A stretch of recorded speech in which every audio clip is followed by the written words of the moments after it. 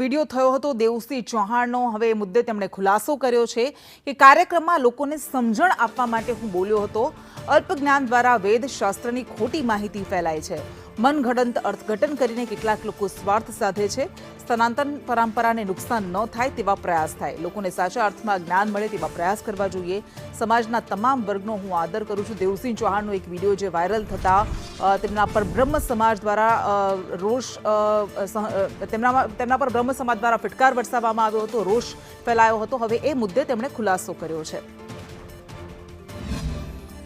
અલ્પ જ્ઞાન દ્વારા મનગઢંત અર્થઘટન કરીને એક સ્વાર્થ હેતુ સાધવાવાળા લોકો હોય છે, ત્યારે આપણી સનાતન ધર્મની પરંપરાને નુકસાન ન થાય હેતુથી યોગ્ય જગ્યાએ માર્ગદર્શન મળે અને જીવન દર્શન માટે આપણને સાચા અર્થમાં જ્ઞાન મળે એ માટે આપણે પ્રયત્ન કરવો જોઈએ। હું સમાજના તમામ વર્ગનો આદર કરું છું, સમાજના સૌનો આદર કરું છું, ત્યારે એનો યોગ્ય અર્થઘટન કરી અને સમાજ જીવન સુધી સાચી વાત પહોંચે એ માટે હું નાનકડો ખુલાસો કરવા આપની સમક્ષ પ્રગટ થયો છું।